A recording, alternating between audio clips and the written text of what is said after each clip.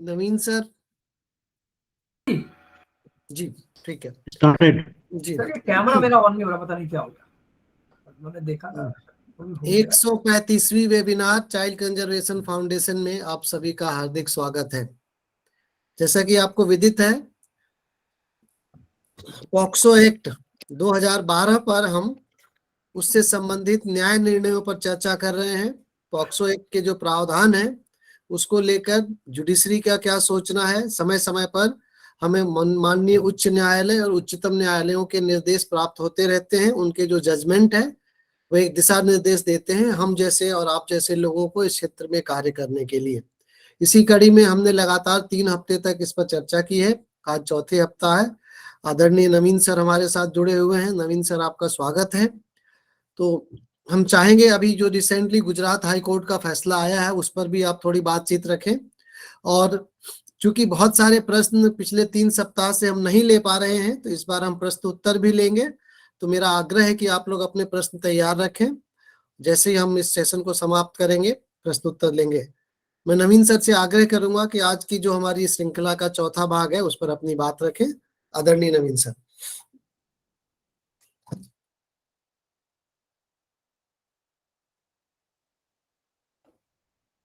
नवीन sir.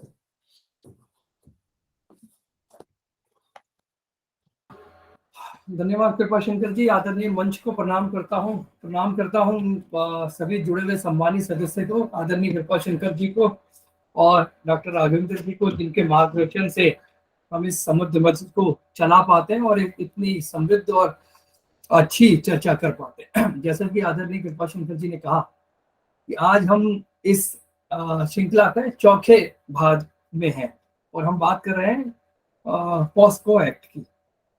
जैसे कि हमने पिछली श्रृंखलाओं में देखा, हमने बात करी क्या परिदृश्य रहे, अधिनियम का कारण क्या था, ऐतिहासिक विकास क्या था, प्रमुख निर्णय क्या थे, सजा के सिद्धांत क्या हैं पॉक्सो में, क्या डायमेंशन थी, बाल संरक्षण जो है उसमें ऐतिहासिक परिदृश्य क्या रहा, यूएन की हमने बात करी, हमने बात करी बाल संज्ञा समिति की भूमिकाओं की विभिन्न।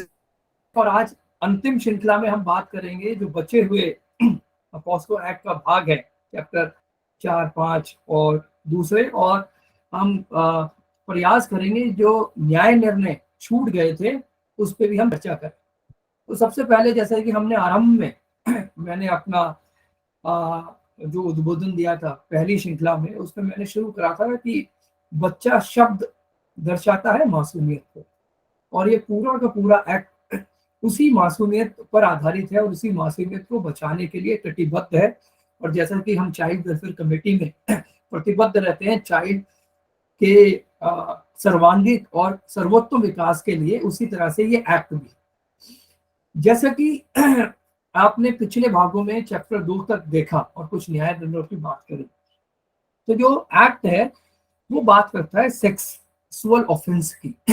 और जब भी हम सेक्सुअल ऑफेंस की बात करते हैं तो हमारे ध्यान में एक शब्द आता है, वो आता है रेप। क्योंकि सेक्सुअल ऑफेंस जब भी हम कहते हैं तो हमें रेप परिभाषा ध्यान में आती है। परंतु जब मैं इस एक्ट को पढ़ रहा था और गहन अध्ययन के अंदर गया और बहुत सारे जजमेंट आर्टिकल्स और विभिन्न लोगों की राय पढ़ी, तो मुझे बड़ा आश्चर्य हुआ कि जब ये एक्ट बना तो लेजिस्लेटिव इंटेंट ने इस पूरे एक्ट के अंदर रेप शब्द को डिफाइन नहीं करा, बल्कि रेप के अलावा उन्होंने common terminology penetrative sexual assault की बात करी। तो पेनिट्रेटिव सेक्सुअल असॉल्ट और रेप के अंदर क्या डिफरेंस है, ये भी एक चर्चा का विषय होना चाहिए था, मुझे लगता है। तो अगर हम देखें कि क्या लेजिस्लेटिव इंटेंट रहा इस एक्ट को बनाने में, रेप शब्द का यूज ना करने में और कन्फाइन करने में पेनिट्रेटिव सेक्स को, ना कि पेनिनियल पेनिट्रेशन को। तो दो बड़े शब्द हैं जिसके ऊपर मैं आने वाले जो चैप्टर हैं उस पर चर्चा करना चाहूंगा। तो अगर आप रेप को देखें तो रेप शब्द अपने आप में लैंगिक अपराधों को दर्शाता है, किसी व्यक्ति की इच्छा के विरुद्ध, और अगर उस इच्छा में कंसेंट शामिल होती है तो वो जो ऑफेंस है रेप की परिभाषा से बाहर हो, पहली बात। दूसरी जो है, इस एक्ट में पेनिनियल पेनिट्रेशन को भी डिफाइन नहीं करा गया, बल्कि शब्द यूज करा गया कन्फाइंड पेनिट्रेटिव सेक्सुअल ऑफेंस, जो अपने आप में एक गंभीर जो मुद्दा है या इस एक्ट को बनाने में जो लेजिस्लेटिव इंटेंट है, क्योंकि हम चाइल्ड वेलफेयर कमेटी के अंदर है तो हमें ये शब्दों को ध्यान रखना चाहिए, इसीलिए इन शब्दों का यूज करा गया। जैसे हम चैप्टर 4, 5, 6 देखेंगे इसके अंदर और पीछे वाले चैप्टर देखें, अगर आप देखें जो शब्द है पेनिट्रेटिव सेक्सुअल असॉल्ट जो सेक्शन 3 में डिफाइन है, वो एक वाइडर डेफिनेशन देता है बच्चे के प्रोटेक्शन से रिलेटेड।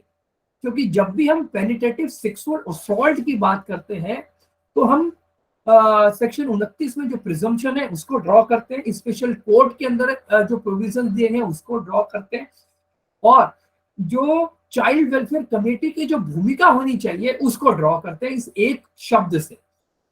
क्योंकि ये शब्द पेनिट्रेटिव सेक्सुअल असॉल्ट डिफाइन करता है सभी तरह के सेक्सुअल ऑफेंस को, चाहे वो ओरल हो, चाहे वो टच हो, किसी ऑब्जेक्ट से रिलेटेड हो, बच्चे के किसी भी भाग में लैंगिक अपराध की दृष्टि से पेनिट्रेटिव करा गया उसको दिखाता। इसी श्रृंखला में जब मैं पढ़ रहा था तो मुझे एक बहुत ही महत्वपूर्ण आर्टिकल पढ़ने को मिला, और ये मेरे लिए मुझे लगता है कि आपको भी चाइल्ड वेलफेयर कमेटी में इस शब्द को ध्यान रखना चाहिए। ये शब्द है डिजिटल सेक्स। तो मैं जब इस शब्द को मैंने पढ़ा तो मुझे ये ध्यान आया कि ये डिजिटाइजेशन की बात करता है, और मुझे लगता है कि हम सब इस शब्द से भी अवेयर हो जाएं, क्योंकि आने वाली जो टेक्नोलॉजी और आने वाले जो डायमेंशन ऑफ ऑफेंसेस है वो इससे शायद गवर्न होंगे। हाल ही में दिल्ली हाईकोर्ट का एक निर्णय आया था, उसके अंदर इस शब्द को भी परिभाषित किया गया।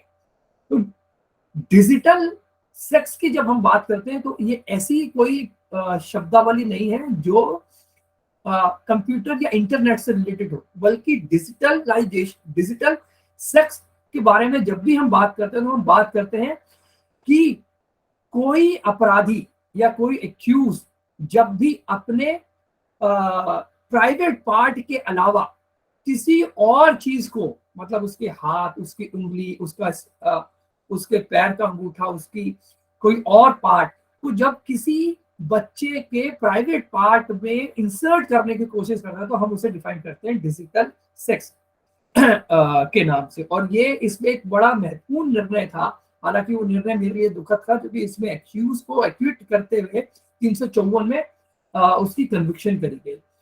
ये निर्णय था स्टेट वर्सेस पंकज चौधरी 2011 का दिल्ली हाईकोर्ट का।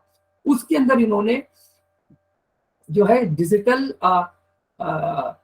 सेक्स की बात करें तो मुझे लगता है ये शब्द आपके ध्यान में जरूर रहना चाहिए। अगर मैं चैप्टर 2 से आगे चलूं तो चैप्टर 2 जो है वो ये कहता है अपने आप में कि objectifying the children for sexual purpose, जो पूरा चैप्टर 2 है। और जो आगे वाला चैप्टर है जिसपे आज हम चर्चा कर रहे हैं वो चैप्टर है चैप्टर 3। वो ये बताता है कि using child for pornographic purpose and punishment thereof. इसका मतलब ये हुआ कि चैप्टर 2 जो बात करता है वो बात करता है उन अपराधों से रिलेटेड जो फिजिकली बच्चे के मन, मस्तिष्क और उसके शरीर को गंभीर रूप से प्रभावित करते हैं। जैसे आप देखें sexual assault, penetrative sexual assault, aggravated sexual assault, sexual harassment, तो ये कहीं ना कहीं जो रिलेटेड है वो रिलेटेड है बच्चों के शारीरिक ऑफेंस से। पर जब ये एक्ट बनाया तो लेजिस्लेटिव मंशा ये थी, क्योंकि उससे पहले हमारे पास सिर्फ आईपीसी थी जो सेक्सुअल ऑफेंस से रिलेटेड जो ऑफेंस है 376 या उसके आसपास एक सेक्शन उसी वही डिफाइन करते थे, और उसके अंदर भी एक बड़ा जो डिफेक्ट था वो कंसेंट का डिफेक्ट था। इसीलिए जब लेजिस्लेटिव इंटेंट ने गंभीर रूप लिया और इस एक्ट को 2012 में बनाया तो ये सोचा गया कि इसकी कॉम्प्रिहेंसिवनेस को कैसे बरकरार रखा जाए और उस सारी समग्रता को कैसे इस एक्ट के अंदर समाहित किया जाए कि बच्चे को हर तरह की जो लैंगिक अपराध है उनसे बचा रहता है। इसी कड़ी में अगर हम देखें 2012 से पहले का सिनारियो और 2000 मतलब 1980 के बाद का सिनारियो और आज तक का सिनारियो जो है, उसके अंदर हमें इंटरनेट की बहुत बड़ी भूमिका नजर आती है। और इंटरनेट एक ऐसा माध्यम या साधन बन गया है जो बच्चों के प्रति हो रहे अपराध को बड़ा गंभीर रूप प्रदान करता है। तो जो चैप्टर 3 है जो बात करता है सेक्सुअल पोर्नोग्राफी, और पोर्नोग्राफी किससे जुड़ी, चाइल्ड से जुड़ी है। अगर आप इस शब्द को देखें तो शब्द अपने आप में कहता है पोर्नोग्राफी। तो पोर्नोग्राफी का जो मतलब है वो मतलब है कि ऐसा कोई एक्ट या ऐसा डिपिक्शन या ऐसा कोई कंटेंट, प्रिंटेड या विजुअल, मतलब कुछ ऐसा जो दिखता हो और जो चलित हो, मतलब जैसे हम चलचित्र कहते हैं, जो ऐसा चलित हो, या ऐसा कोई कंटेंट जो किसी व्यक्ति की जो सेंसेस है उसे मैनिफेस्ट करता है। और वो मैनिफेस्ट कैसी, कि उसके सेक्सुअल ऑर्गन्स जो है वो हाईली इंटेंसिफाई हो जाते हैं, और वो उसका जो मन मस्तिष्क जो है वो उसे अपराध की ओर ले जाता है। और वो अपराध जो है किसी व्यक्ति की तरफ भी हो सकता है और वो बच्चों की तरफ भी हो सकता है। लेकिन जब हम इस अश्लील, मतलब जैसे हम पोर्नोग्राफी कहते हैं, हम अश्लील शब्द जो एक, मुझे लगता है कि ये जो शब्द है अश्लील या पोर्नोग्राफी, इस उपसर्ग को या इस अगर मैं हिंदी में कहूं तो ये जो उपसर्ग है अश्लील, उसको हम बच्चों के साथ जोड़ गए तो इसका जो रूप है वो बड़ा भयानक दिखता है। मतलब अश्लीलता किसके साथ, बच्चों के साथ। तो जो शब्द बच्चा है और बच्चों के साथ जो यौन गतिविधि है, जो चैप्टर 3 कह रहा है, अगर उसको एक साथ पढ़े तो हमें उस व्यक्ति की दुष्ट मानसिकता नजर आती है जो अपने नैतिक पतन से भी गिर गया, मतलब उसका नैतिक चरित्र भी मुझे लगता है गिर गया जब वो हम चाइल्ड पोर्नोग्राफी की बात करते हैं। अब चाइल्ड पोर्नोग्राफी को अगर आप देखें तो ये सेक्शन 2D के अंदर परिभाषित है पॉक्सो एक्ट के अंदर। और वो क्या कहता है, any kind of visual display of overact sexual activity that engage a child, मतलब किसी तरह का भी ऐसा विजुअल डिस्प्ले या ऐसा ओवर एक्ट जो बच्चों को सेक्सुअल एक्टिविटी के अंदर एंगेज करता है। ये इसी परिभाषा को अगर आप यूनाइटेड नेशन के आर्टिकल 2 के संदर्भ में देखें, जो इनका OPSC जो है optional protocol to convention on child right है, उसके संदर्भ में देखें तो वो ये दर्शाता है कि sale of children for child prostitution and child pornography. लेकिन पॉक्सो एक्ट जो है वो सिर्फ चाइल्ड के सेक्सुअल ऑफेंस तक ही सीमित है, उसके अंदर प्रोस्टिट्यूशन और चाइल्ड पोर्नोग्राफी को सेक्शन 2D के अंदर डिफाइन नहीं करा गया अभी। लेकिन वो जो विजुअलाइजेशन है या कंटेंट है उसकी बात करता है। इसी तरह अगर आप सेक्शन 293 IPC देखें तो वो भी इसी तरह की बात करता है, पर वो एक ओवरऑल ब्लैंकेट देता है कि sale, exhibit, circulate obscene material under the age of 20 years. तो मुझे लगता है कि जब हम IPC हमारे पास था और जब हमने पॉक्सो बनाया तो उसके अंदर मेन डिफरेंस ये नजर आता है कि जो IPC है वो बच्चों की उम्र 20 साल तक मानता है इस ऑफेंस से रिलेटेड, मतलब सेल और एग्जिबिट, सर्कुलेशन और ऑब्सीन मटेरियल, मतलब वो मानता है कि 20 साल से नीचे तक। हालांकि चाइल्ड की डेफिनेशन डिफाइन नहीं करी, चाइल्ड की डेफिनेशन पॉक्सो एक्ट के अंदर 18 साल से नीचे का जो है उसको हम चाइल्ड मानते हैं। पर IPC 20 साल तक के बच्चों को, 20 साल तक के व्यक्ति को अगर हम इस तरह का कोई ऑब्सीन मटेरियल देते हैं तो उसको पोर्नोग्राफी की डेफिनेशन में फॉल कराता है। इसी तरह अगर आप IT एक्ट का सेक्शन 67B देखें तो वो ये कहता है कि किसी भी तरह की पब्लिशिंग, ट्रांसमिशन या ऐसा कोई मटेरियल जिसके अंदर किसी बच्चे की इन्वॉल्वमेंट दिखाई है, सेक्सुअली उससे इन्वॉल्वमेंट करते हुए, तो वो पनिशमेंट है अंडर 67B। अब अगर आप चाइल्ड पोर्नोग्राफी से रिलेटेड जो चैप्टर 3 कह रहा है उससे रिलेटेड समग्र रूप से इस परिभाषा को समझने की कोशिश करें, क्योंकि जब तक हम परिभाषित रूप से अपने आप को समृद्ध नहीं करेंगे तो मुझे लगता है कि हम किसी भी फोरम में बैठे, चाहे वो चाइल्ड वेलफेयर कमेटी हो, चाहे वो जेजे एक्ट के मेंबर हो या चेयरमैन हो या वकील हो या जजेस हो, तो हम जस्टिफाई नहीं कर सकते अपने काम को जो हम बच्चों के प्रोटेक्शन के लिए कर। तो चाइल्ड पोर्नोग्राफी अगर समग्र रूप से देखें तो वो 3-4 शब्दों को अपने आप में इंक्लूड करती है। पहली करती है डिपिक्शन, मतलब प्रदर्शित करना। दूसरा करती है, दूसरा जो शब्द हमें ध्यान देना है, ये चाइल्ड इन्वॉल्वमेंट ईदर रियल और स्टिमुलेटेड। तो हमने उसे वास्तविक रूप से पोर्नोग्राफी या ऐसे कृत्य के अंदर धकेल दिया, या हम विजुअलाइजेशन कर रहे हैं, हम ऐसी मूवी बना रहे हैं या ऐसे स्टिमुलेटेड वे के अंदर कर रहे हैं जिसके अंदर वो इस तरह से नजर आता है कि वो सेक्सुअल एक्ट के अंदर इन्वॉल्व है, या चाइल्ड को सेक्सुअल कंडक्ट के रूप में दर्शाता है, या जो चाइल्ड के सेक्सुअल पार्ट है उसका प्रदर्शन है, तो वो चाइल्ड पोर्नोग्राफी के अंदर आता है। तो मुझे लगता है डिपिक्शन, रियल और stimulated way of exploitation of child, sexual conduct of the child, revealing of any sexual body part of the child, ये समग्र रूप से पोर्नोग्राफी की डेफिनेशन में आते हैं। जब मैं ये इसको पढ़ रहा था तो मुझे आश्चर्यजनक रूप से एक चीज नजर आई, क्योंकि मैं हमेशा डाटा को रेफर करता हूँ या किसी रिपोर्ट को रेफर करता हूँ या जजमेंट को रेफर करता हूँ, तो जो वो डाटा है वो आपको जो वास्तविक सिनेरियो है या वास्तविक रूप में समाज में जो घटित हो रहा है उसको इशारा करते हैं। अगर 1998 का डाटा देखें तो जो चाइल्ड पोर्नोग्राफी के रिपोर्टेड केस थे इंडिया के अंदर वो सिर्फ 3000 थे, पर 2014 आते आते यही आंकड़ा रिपोर्टेड केसों का चाइल्ड पोर्नोग्राफी वो 1 मिलियन तक हो गया, और 2018 में ये और बढ़ा, और 2020 आते आते ये 21.7 मिलियन तक पहुंच गया। और अगर आप 2019 तक देखें तो इसके अंदर 28% की इंक्रीज नजर आती है। और एक गंभीर मुद्दा जो मुझे नजर आता है, क्योंकि मैं अध्ययन जब कर रहा था कि क्या ऐसा कारण है कि हमारे पास इतना स्ट्रिंजेंट लॉ होते हुए भी, इतने स्टेक होल्डर होते हुए भी लगातार जो अपराध हैं बच्चों के प्रति वो बढ़ रहे हैं। तो एक जो मेजर फैक्टर मुझे नजर आया अपनी रिसर्च के दौरान वो ये नजर आया कि जो इफेक्ट ऑफ कोविड-19 है और उसके बाद जो लॉकडाउन लगा उसने चाइल्ड पोर्नोग्राफी की मार्केट को आश्चर्यजनक रूप बढ़ा दिया।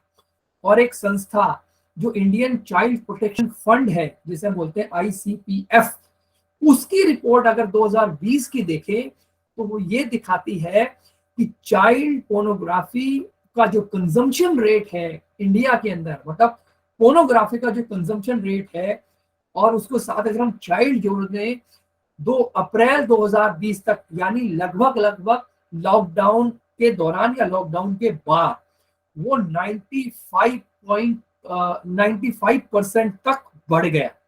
और ये डाटा उन्होंने एक कौन वेबसाइट से लिया। तो आप ये देखें कि इसकी भयावकता जो है चाइल्ड पोर्नोग्राफी की, जो चैप्टर 3 के अंदर जिसको हम परिभाषित करते हैं, जिसे डील करते हैं, वो कितनी भयावक है।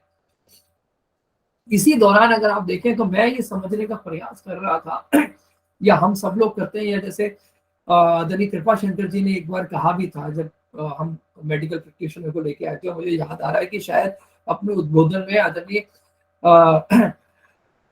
जो हमारे अध्यक्ष हैं उन्होंने भी कहा था कि जब भी बच्चे के साथ कोई ऑफेंस होता है और स्पेशल रूप से जो वो पॉक्सो एक्ट के अंदर ऑफेंस होता है, तो मुझे लगता है कि वो एक ऐसा व्यक्ति कर रहा है जो मानसिक रूप से विकृत है, या उसका जो मेंटल ऑर्डर है वो मेंटल ऑर्डर नहीं है, वो मेंटल डिसऑर्डर है।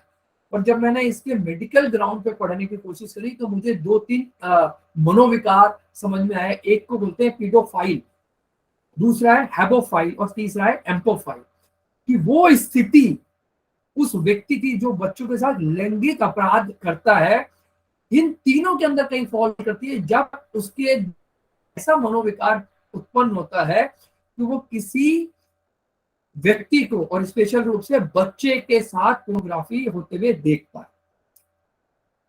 क्योंकि आप चाइल्ड वेलफेयर कमेटी में है तो आपको ये ध्यान रखना चाहिए कि 2015 में गवर्नमेंट ऑफ इंडिया ने एक डायरेक्शन इशू करी थी डिपार्टमेंट ऑफ टेलीकॉम को, और ये बड़ा जो है हाईलाइटेड मुद्दा भी रहा मीडिया में। और उन्होंने ऐसा कहते हुए जितनी भी पोर्नोग्राफिक वेबसाइट थी उसको बंद करने का ऑर्डर दिया, और ये कहा कि इंटरनेट सर्विस, मतलब जो इंटरनेट सर्विस प्रोवाइडर होते हैं जिन्हें हम आईएसपीएस बोलते हैं, आईएसपीस बोलते हैं, जैसे जो भी इंटरनेट सर्विस प्रोवाइड कराते हैं, उनसे कहा कि जितने भी आप इंटरनेट करा रहे हैं तो आप ये ध्यान रखें कि आप ऐसे कंटेंट जो सेक्सुअल पोर्नोग्राफी से रिलेटेड हो या जो सेक्सुअल ऑफेंस को दिखाते हो स्पेशली बच्चों के साथ, उस वेबसाइट को आप बंद करो। और इस ऑर्डर को ध्यान में रखते हुए हिंदुस्तान में 857 पोर्नोग्राफिक वेबसाइट जो थी वो बंद करी गई। पर दुख का विषय ये है कि इसके बाद एक और ऑर्डर आया और उसने कहा कि ये जो बैन है ये टेम्परेरी बैन है, ये परमानेंट बैन नहीं है। तो जो चैप्टर 3 है, अगर उसमें आप जो अभी मैंने आपको डाटा दिया उसमें देखें तो ये दिखा रहा है कि representation of sexual organ of any child is falls under this offence. और जब हम इस ऑफेंस की बात करते हैं तो हमें नजर आता है कि बच्चों के साथ हो रहे अपराध का जो आरंभिक स्तर है या जो अपराध होने का जो आरंभिक पॉइंट है, मुझे लगता है वो कहीं ना कहीं पोर्नोग्राफी से रिलेटेड है। हम चाइल्ड वेलफेयर कमेटी में अगर हैं तो हमें इस बात पे भी ध्यान देना चाहिए कि हम इस तरह की पोर्नोग्राफी जो हो रही है उस पर भी रोकने के लिए कुछ काम करें। तो जब आपने चैप्टर 3 की बात करी, पनिशमेंट तो आप सबको मालूम है, तो मैं पनिशमेंट की तरफ नहीं जाऊंगा। हम चैप्टर 4 की तरफ चलते हैं जो ये दिखाता है abetment of an attempt to commit an offence. तो इस चैप्टर को समझने के लिए सबसे पहले हमें ये समझना पड़ेगा कि अबेटमेंट अपने आप में क्या है। और अगर मैं बिल्कुल साधारण भाषा में अबेटमेंट को समझाने की कोशिश करूं जैसा इस एक्ट के अंदर दिया गया है तो वो कुछ बातों को निरूपित करता है। सबसे पहली बात जो है, what is abetment? Abetment means you are engaging a person to do an offence. इसका मतलब ये हुआ कि आपने किसी ऐसे व्यक्ति को इंगेज कर लिया तो किसी अपराध को करने के लिए। मतलब इसका यह हुआ कि आप स्वयं अपराध नहीं कर रहे, किसी और व्यक्ति के द्वारा इस अपराध को कर रहे हैं। और अगर निर्भया के बाद का आप हिंदुस्तान का डाटा देखें, और मुझे लगता है आप सबने देखा होगा, तो उसमें एक आश्चर्यजनक रूप से एक बढ़ोतरी नजर आती है। और वो बढ़ोतरी ये है कि जो गंभीर अपराध हो रहे हैं हिंदुस्तान में उसके अंदर जो सबसे बड़ी इन्वॉल्वमेंट अगर है तो वो जुवेनाइल की। जो जुवेनाइल हैं उनका उपयोग करके इस तरह के अपराधों को करा जाए एक बड़ा मेजर शेयर नजर आता है। चाहे वो 302 से रिलेटेड अपराध हो, चाहे वो रेप से रिलेटेड अपराध हो, गैंग रेप से रिलेटेड अपराध हो, चाहे वो चोरी से रिलेटेड अपराध हो, चाहे वो किडनैपिंग से रिलेटेड अपराध हो, डकैती से रिलेटेड अपराध हो, उसके अंदर जो बड़ा शेयर नजर आता है वो जुवेनाइल का नजर आता है। और जुवेनाइल का इसलिए नजर आता है जो हमारा कानून है वो स्लाइटली टिल्ड है बच्चों की तरफ, जो कि अपराधी और आपराधिक मानसिकता रखने वाले जो लोग हैं वो इस तरह के से कानून के कमियों का फायदा उठाकर इस ऑफेंस से बचना चाहते हैं कि अगर किसी बच्चे की इन्वॉल्वमेंट होगी तो कानून लीनियंट व्यू अपनाएगा, और अगर बच्चे को सजा भी मिली तो वो 3 साल तक ही मिलेगी। इसीलिए मुझे लगता है जो गुड़गांव का गैंग रेप केस हुआ या मर्डर रेप केस हुआ जो बड़ा चर्चित था, उसके बाद जो बहस छिड़ी उसके अंदर भी हमने डिफाइन करने की कोशिश करी जुडिशरी एस्पेक्ट की। अगर मैं बात करूं कि ये समय आ गया कि हम जो है एज को डिफाइन करें उस संदर्भ में जब कम गंभीर अपराध और गंभीर अपराध का मुद्दा। और इसीलिए जो बहुत ही चर्चित केस रहा गुड़गांव का, उसके अंदर 16 साल से ऊपर के जो गंभीर अपराध थे एज के मामले में, उसके अंदर एडल्ट की तरह ट्रीट करा गया पहली बार। तो अबेटमेंट शब्द को अगर आप देखें तो ये 3 शब्दों पर आधारित है। पहला शब्द है इंस्टिगेट, दूसरा शब्द है इंगेजमेंट, तीसरा शब्द है इंटेंशन। इन तीनों शब्दों को अगर आप समग्र रूप से पढ़ेंगे, टोटलिटी के अंदर अगर आप इसको पढ़ेंगे तो आपको अबेटमेंट पूरा समझ में आएगा। और चैप्टर 4 जो करा abetment and attempt to commit an offence, तो वो मुझे लगता है कि अच्छी तरह से समझ। इंस्टिगेट करने का मतलब है किस चीज के लिए इंस्टिगेट करना, किस चीज के लिए उत्साहित करना, ऑफेंस करने के। तो इंस्टिगेट किसके लिए?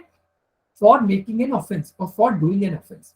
दूसरा, सिर्फ इस बात से अबेटमेंट पूरा नहीं होता कि आपने किसी बच्चे को उकसाया किसी अपराध करने के लिए, नहीं, उकसाने के साथ साथ आपको उसे उस अपराध करने के लिए उसके अंदर इंगेज भी करना पड़ेगा। तो इंस्टिगेट के बाद जो दूसरा स्टेप है, जैसा कि अगर आप सेक्शन 16 देखें तो दिखाता है फर्स्ट, सेकंड और थर्ड कि किस किस तरह से एंगेजमेंट होता है। और थर्ड जो है उसका जो पैरामाउंट इंटेंशन है किसी भी ऑफेंस की, वो है इंटेंशन। क्योंकि अगर किसी अपराध को करने के लिए आपकी इंटेंशन नहीं होगी तो वो अपराध उस आपराधिक कैटेगरी से बाहर हो जाता है, तो वो अपराध नहीं होता। तो इन तीन शब्दों को जो समावेश है, इंस्टिगेट ऑफेंस करने के लिए, एंगेजमेंट उस कॉन्स्पिरेसी में शामिल होने के लिए, और इंटेंशनली प्रोवाइड एन एड, मतलब आपने उसे उकसाया, उसको कॉन्स्पिरेसी में शामिल करा और आपने जानबूझकर इंटेंशनली उस आशय के साथ आपने उसको सारे साधन मुहैया कराए उस बच्चे को कि वो उस अपराध को करे। पर यहाँ पर यह ध्यान रखने वाली बात है, क्योंकि हम हमेशा बात करते हैं पैरामाउंट वेलफेयर ऑफ चाइल्ड, जैसे जे बोर्ड का अगर आप प्रियम्बल देखें या इस एक्ट का प्रियम्बल देखें या इसके लेजिस्लेटिव इंटेंट देखें या पार्लियामेंट्री डिबेट को अगर आप देखें, तो हमेशा ये कहता है कि बच्चे की मासूमियत को बचा के रखो, उसके प्रोटेक्शन की बात। तो अगर बच्चा किसी अपराध में शामिल है और उस किसी व्यक्ति ने उसे ऐसा करने के लिए बाध्य करा है, तो बच्चा तो है अपनी मासूमियत को दर्शाता है, तो वो बच्चा को शायद प्रोटेक्शन मिल जाए, और उस व्यक्ति को प्रोटेक्शन नहीं मिलना चाहिए जिस व्यक्ति ने उसको इस अपराध की ओर धकेला या इस अपराध को करने के लिए बाध्य किया। तो जो सेक्शन 16, 17, 18 ये जो कहता है अबेटमेंट स्पेसिफिकली डील करा गया इसके अंदर, अगर आप आईपीसी देखें तो एलैबोरेटिव चैप्टर अबेटमेंट के ऊपर दिया गया है। पर इस एक्ट के अंदर इस चैप्टर को इसीलिए समावेश किया गया कि उस व्यक्ति को रोका जाए जो किसी बच्चे की मानसिक, शारीरिक, उसका सामाजिक स्तर, उसकी फाइनेंशियल कंडीशन को मिसयूज करके उसे अपराध की ओर धकेले। तो ये जो चैप्टर है उस व्यक्ति को पनिशमेंट करने के लिए और इस व्यक्ति के पनिशमेंट को दर्शाता है। अब अगर आप देखें तो इस एक्ट के अंदर जो चैप्टर 3 है, 4 है, वो एक और बात को दर्शाता है जो इसके एक्सप्लेनेशन के अंदर लिखी गई इस चैप्टर के, कि इस तरह का अगर कोई एक्ट व्यक्ति करता है तो वो विलफुल होना चाहिए, इसलिए इंटेंशनल शब्द का यूज करा गया।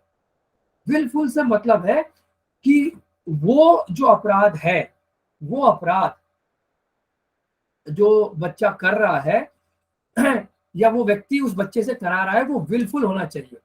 इसी संदर्भ में दिल्ली हाईकोर्ट और बॉम्बे हाईकोर्ट की लैंडमार्क जजमेंट है जिसके अंदर कहा गया कि अगर मिस रिप्रेजेंटेशन है या कंसीलमेंट ऑफ मटेरियल फैक्ट है तो उसको आप अबेटमेंट नहीं मान सकते और आपको अबेटमेंट नहीं मानना चाहिए। हालांकि सेक्शन के एक्सप्लेनेशन के अंदर भी ये बात कही गई है। एक और जो महत्वपूर्ण शब्दों का यूज करा गया है अबेटमेंट के अंदर, वो करा गया है थ्रेट, फोर्स, कॉरेजन, अबडक्शन, फ्रॉड और डिसेप्शन और अब्यूज ऑफ पावर। और ये सारे शब्द जो समावेश करते हैं वो ये दिखाते हैं कि बच्चे की मासूमियत को का फायदा उठाने के लिए अगर आपने उसको कोई धमकी दी, उसे डर के साए में रखा या उसको इस तरह से बहलाया फुसलाया या आपने उसको प्रलोभन दिया उसकी सामाजिक स्थिति या आर्थिक स्थिति को ध्यान में रखते हुए जिसके लिए वो मजबूर हुआ, तो आप जिम्मेदार। इसी तरह का एक केस बहुत महत्वपूर्ण केस है, वो है Shyam Kumar versus institute of Delhi. वो एक बात दो बातों पे इस जो निर्णय है उसके अंदर ध्यान दिया गया अबैटमेंट से रिलेटेड। इस फैक्ट इस अगर मैं आपको इस न्याय निर्णय के फैक्ट के बारे में बताऊं तो एक बच्चा जिसको इस तरह के कृत्य के अंदर शामिल किया गया, वो एक लड़की थी और उस लड़की का यूज करके एक दूसरे व्यक्ति का जो है वो किडनैप करा गया। 363, 366 ए और 109 आईपीसी लगी और 17 और 6 पॉस्को के अंदर उसको रजिस्टर कर गया इस केस के अंदर। और वो लड़की जो थी उसने उसे बहलाया फुसलाया और उसको अपने साथ ले गई, उसका किडनैप करा और बाद में उस लड़की ने ये इल्जाम लगाया कि ये मुझे ले गए थे इन दोनों लोग और इन्होंने मेरे साथ जो है वो रेप। जब मामला कोर्ट में पहुंचा तो ऑनरेबल दिल्ली हाई कोर्ट ने इस बात की ओर ध्यान दिलाया कि किसी बच्चे को ले जाना, शब्द यूज करा गया टेकिंग, और उसका उनकी कंपनी में साथ आना, मतलब उनको फॉलो करना, दोनों में अंतर है। मतलब ये हुआ कि एक आपने उसे इस तरह से इन्वॉल्व करा कि वो उसकी जो परिस्थितियां थी वो उसके लिए मजबूर हो गया, और दूसरा वो स्वयं इस अपराध में अगर शामिल है तो दोनों के अंदर डिफरेंस है, दोनों एक बातें नहीं है।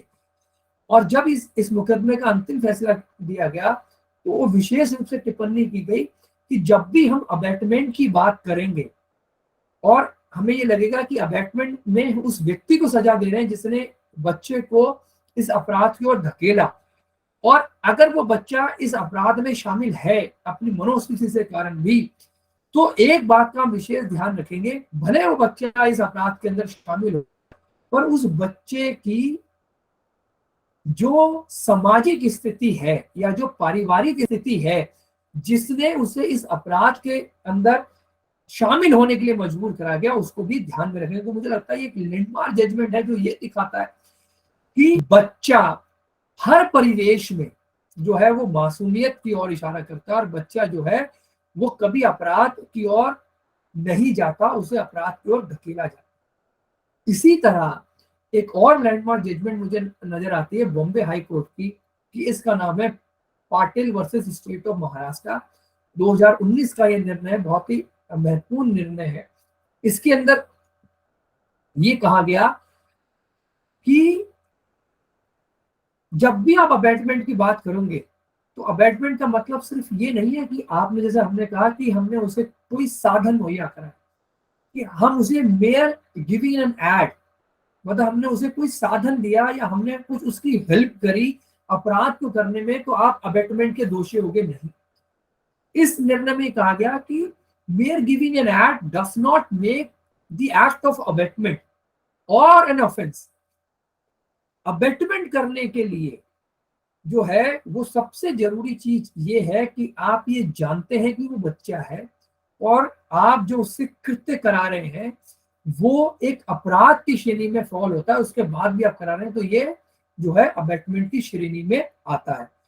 अगर ये बात नहीं है कि अगर आपको ये आपने उसे एड भी दे दी और आपका जो इंटेंशन थी उसे अपराध कराने के लिए नहीं थी, तो ये अबैटमेंट की श्रेणी में नहीं आता।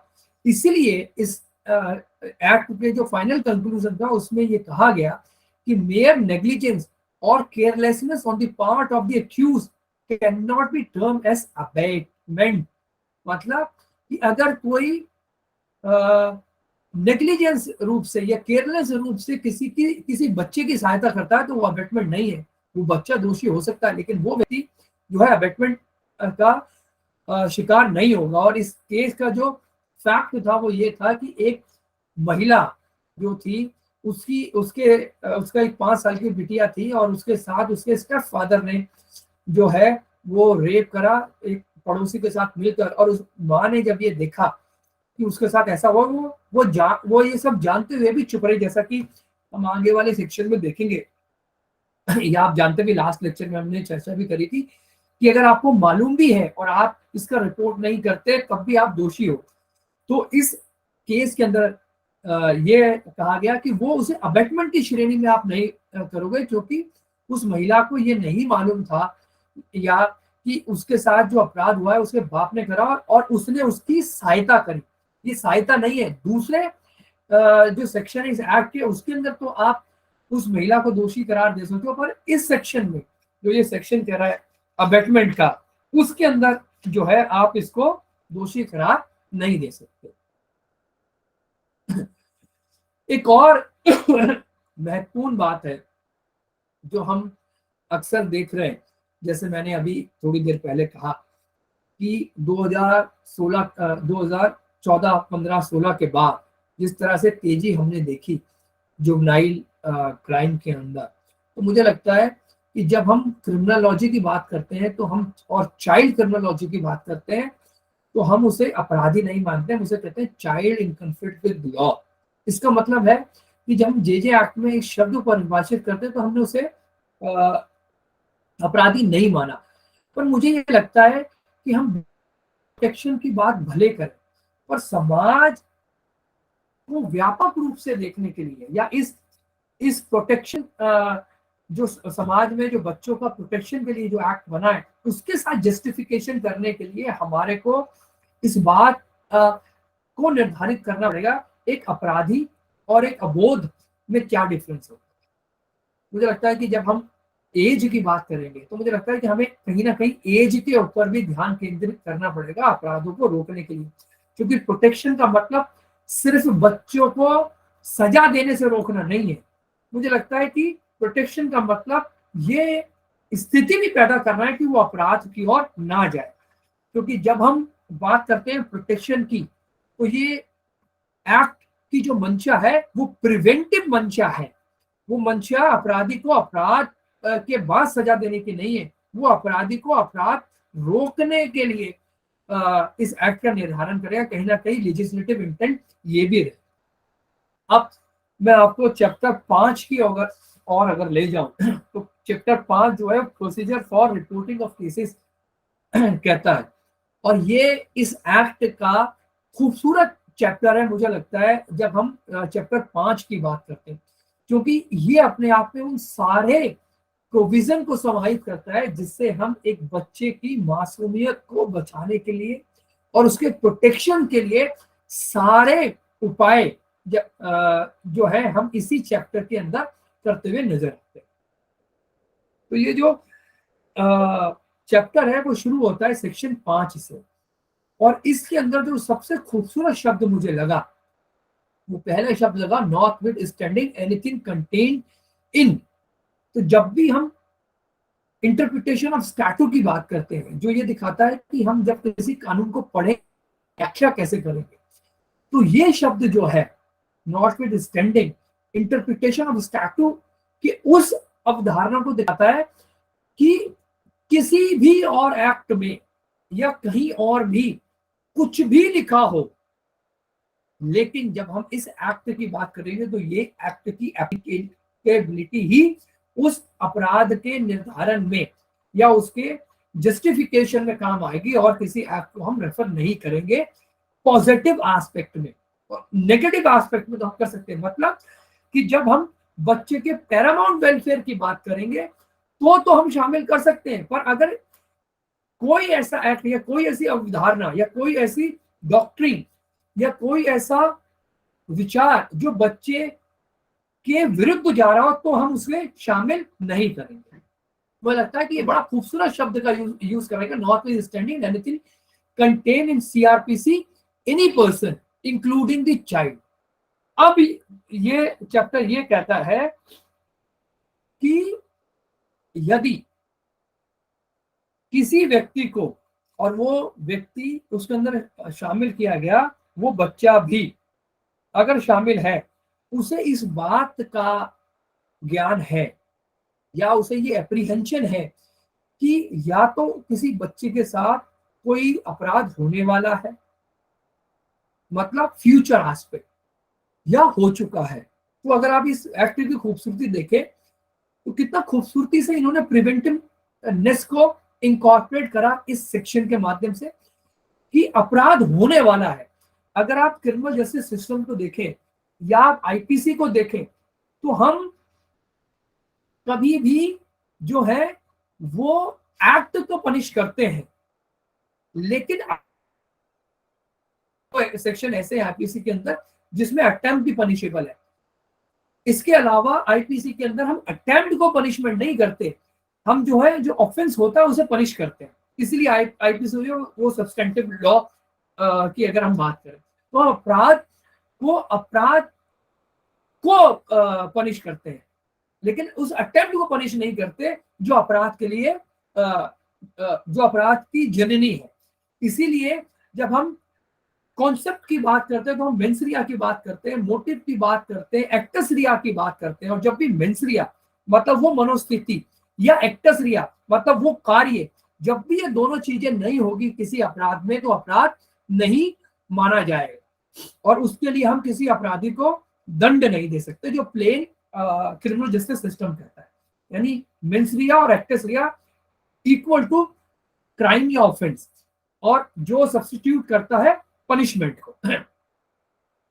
तो परंतु इस एक्ट के अंदर ये शब्द जब हमने डाला लाइकली टू बी कमिटेड, इसका और उसके बाद नेगेटिव एस्पेक्ट ही डालती एनीथिंग कंटेन्ड इन सीआरपीसी कि और किसी एक्ट में कुछ भी लिखा, लेकिन यहां यह माना जाएगा कि जब भी कोई ऑफेंस होने वाला है और उस किसी व्यक्ति को जानकारी है और वो नहीं बताता स्पेशल जुवेनाइल पुलिस को या लोकल पुलिस को इस जानकारी, तो वो व्यक्ति भी दोषी होगा। तो मुझे लगता है कि बच्चों के प्रोटेक्शन के लिए बड़ी खूबसूरती से इन शब्दों को डिजाइन करा गया। तो अगर हम प्रोसीजर की तरफ चलें जो चैप्टर 5 बता रहा है कि जब कोई अपराध होने वाला होगा या हो गया होगा तो आप स्पेशल जुवेनाइल पुलिस को रिपोर्ट करेंगे या लोकल पुलिस को करेंगे। और जो एक शब्द का यूज करा गया वो शब्द का यूज था इस शैल बी शब्द यूज करा गया है, शैल बी। जैसे मैं कहा कि जब नवीन सर इंटरप्ट कर रहा हूँ। नवीन सर सर थोड़ा हमको जल्दी करना पड़ेगा क्योंकि आज क्वेश्चन आंसर्स लेने हैं सर। अच्छा ठीक है। तो अगर आप देखिए जो प्रोसीजर है, मुझे लगता है कि आप लोगों को प्रोसीजर तो सारे मालूम है। जो सबसे पहला प्रोसीजर है मुझे लगता है, और जैसे हमने लास्ट टाइम भी बात करी थी, हम CWC के क्वेश्चन ले रहे थे लोगों के, तो सबसे पहला जो इसमें है सेक्शन 5 जो इसका कहता है फर्स्ट ड्यूटी जो है सब सेक्शन 5 सेक्शन 19 का किसी भी पुलिस अधिकारी की, चाहे वो स्पेशल पुलिस यूनिट से हो या पुलिस अधिकारी, वो केयर एंड प्रोटेक्शन है। और केयर एंड प्रोटेक्शन कैसा, शेल्टर होम का या नियरेस्ट हॉस्पिटल का within 24 hour. Last time भी किसी ने बोला था कि हम क्या करें, पुलिस ऐसा नहीं कर रही थी। और जो इस एक्ट की खूबसूरती है चाइल्ड वेलफेयर कमेटी से रिलेटेड, वो सेक्शन वो नजर आती है हमारे को इसी सेक्शन के आगे, जहां पर ये बात दिखाई गई है कि विद इन 24 आवर्स जो है वो इस पुलिस अधिकारी जो चाइल्ड CWC है या स्पेशल कोर्ट है उसको रिपोर्ट करेगा। तो लास्ट टाइम जब हमने बात करी थी या हमने इतने सारे लेक्चरों में जो बात करी, जो CWC के सामने नजर आता है कि पुलिस उनकी बात को नहीं सुन रही, तो मुझे लगता है ये एक्ट जो है ये जुडिशियल मैंडेट है और लेजिस्लेटिव मैंडेट है। तो जब भी लेजिस्लेटिव मैंडेट आता है और किसी अथॉरिटी को उस लेजिस्लेटिव मैंडेट के साथ इंटैग करा जाता है तो उसके पास जो है लेजिस्लेटिव पावर गवर्न होती है। और अगर CWC को इसके अंदर 24 आवर आप रिपोर्ट करेंगे और पुलिस वाले नहीं करते तो ऑटोमेटिकली CWC के पास जुडिशियल पावर गवर्न होती है इस एक्ट से। तो मुझे लगता है कि इस लेजिस्लेटिव मैंडेट को 21 जो सेक्शन है उसके अंदर दिया गया, तो ये आपको ध्यान में रखना चाहिए। एक मुझे और नजर आता है, जैसे अभी हमने इतने सारे ओवर द पीरियड बात करी, जो मुझे लगता है कि इस एक्ट को बनाने में जो प्रोटेक्शन की बात रही, परंतु इस एक्ट को बनाने के पास कहीं ना कहीं जो समाज का ढांचा था या बैलेंस अप्रोच थी वो कहीं ना कहीं डिस्टर्ब हुई है।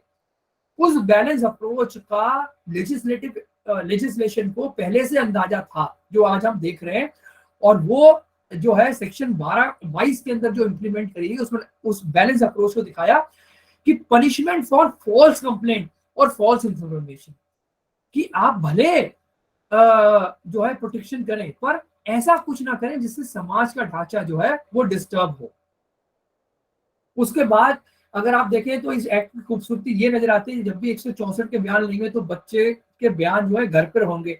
हालांकि सीआरपीसी के अंदर भी ये प्रोविजन दिया गया है, किसी महिला का अगर रेप विक्टिम महिला उसका जब बयान दर्ज होगा तो उसके घर के आसपास करेंगे, पर ये खूबसूरती मुझे लगता है कि उसके अंदर नजर आती है। और चैप्टर अगर 7 की बात करें, स्पेशल कोर्ट की बात करी गई इस एक्ट के अंदर, तो मुझे लगता है कि एक महत्वपूर्ण बात जो चैप्टर 7 के अंदर नजर आती है, और वो 7 के अंदर ये नजर आती है इस एक्ट की कॉम्प्रिहेंसिवनेस, कि इस एक्ट ने स्पेशल कोर्ट जो बनाई, उस स्पेशल कोर्ट को सिर्फ इसी एक्ट के अंदर पावर नहीं दी, लेकिन उन्होंने आईटी एक्ट जो 67B है उसके अंदर भी पावर देके इस आईटी एक्ट को भी इस एक्ट के अंदर समाहित कर गया।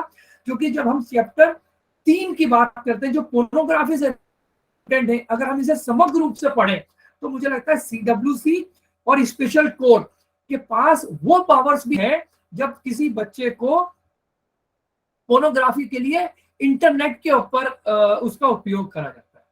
और सबसे बढ़िया जो बात है इस एक्ट की, जो खूबसूरती, जैसे लास्ट टाइम कुरानिया सर ने भी बात करी थी और मैंने भी बात करी थी, section 29 presumption act to certain offence. जब भी हम बात करते हैं तो ये काम प्रोसिक्यूशन का होता है कि वो साबित करे कि इस व्यक्ति ने अपराध किया है।